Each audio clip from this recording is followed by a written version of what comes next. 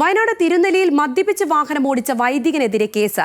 Syro Malabar സഭ public affairs commission അംഗമായ father Nobel പാറക്കലിനെതിരെയാണ് കേസെടുത്തിരിക്കുന്നത്. തിരുനെല്ലി പോലീസാണ് കേസെടുത്തത്.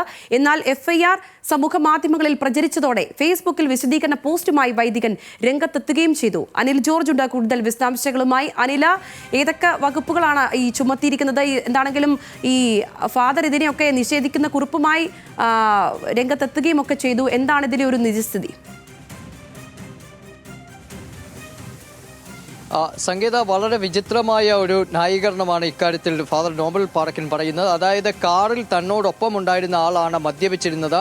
എന്നാൽ ഇയാൾക്ക് ഗൾഫിൽ പോകേണ്ട ആവശ്യമുണ്ടായിരുന്നു. അതിനാൽ താൻ അയാളുടെ കുറ്റകൃത്യം ഏറ്റെടുക്കുകയായിരുന്നു എന്ന വിചിത്രമായ ന്യായമാണ് ഇപ്പോൾ ഫാദർ നോബൽ പാറക്കൻ പലരോടും പറയുന്നത്. കാരണം ഫാദർ നോബൽ പാറക്കൻ ഒരു സാധാരണ വൈദികൻ മാത്രമല്ല, സീറോ മലബാർ സഭയെ സംബന്ധിച്ചിടത്തോളം ഉന്നതാധികാര സമിതിയിൽ ഉൾപ്പെട്ടയാളാണ്. അതായത് പബ്ലിക് അഫയേഴ്സ് കമ്മീഷൻ, അതായത് സീറോ മലബാർ സഭയുടെ പൊതുകാര്യങ്ങൾ രൂപീകരിക്കുന്ന കമ്മീഷനാണിത്. ഈ കമ്മീഷനാണ് സഭയുടെ രാഷ്ട്രീയ കാര്യങ്ങൾ നിർവഹിക്കുകയും നിർണ്ണയിക്കുകയും ഒപ്പം തന്നെ സിനഡിന് ഇത്തരം കാര്യങ്ങളെ സംബന്ധിച്ച് രേഖകൾ ഉണ്ടാക്കി നൽകുകയും ചെയ്യുന്നത്. അത്തരമൊരു കമ്മീഷനിൽ അംഗമായിരിക്കുന്നയാൾ, ഒപ്പം തന്നെ സീറോ മലബാർ സഭയുടെ മുൻ വക്താക്കളുടെ പട്ടികയിൽ ഉണ്ടായിരുന്നയാൾ, ഒപ്പം ഇപ്പോഴും സീറോ മലബാർ സഭയുടെ മാനന്തവാടി രൂപതയുടെ PRO കൂടിയാണ് ഈ വൈദികൻ.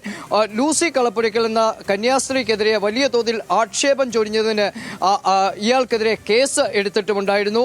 അത്തരത്തിൽ സഭയുടെ വലിയ ഒരു ന്യായീകരണ ശബ്ദമായി ഒക്കെ നിൽക്കുന്ന ആളാണ് ഫാദർ നോബൽ പാറക്കൻ.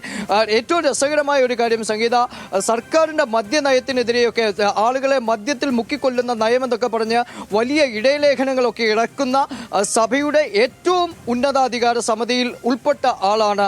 ഇത്തരത്തിൽ മദ്യപിച്ച് വാഹനമോടിച്ച് ആളുകളുടെ ജീവന് ഹാനി ഉണ്ടാക്കുന്ന രീതിയിൽ പെരുമാറി എന്ന നിലയിൽ കുറ്റകൃത്യത്തിൽ ഉൾപ്പെട്ടതായി കാണുകയും അതിനനുസരിച്ച് FIR ഇടുകയും ചെയ്തത്. എന്നാൽ ഈ FIR ഇട്ട് കഴിഞ്ഞപ്പോൾ താൻ മറ്റൊരാളുടെ കുറ്റകൃത്യം ഏറ്റെടുത്ത് ബലിയാടാവുകയാണ് എന്ന വിചിത്ര ന്യായവുമായാണ് ഇപ്പോൾ ഇയാൾ രംഗത്ത് വന്നിരിക്കുന്നത്.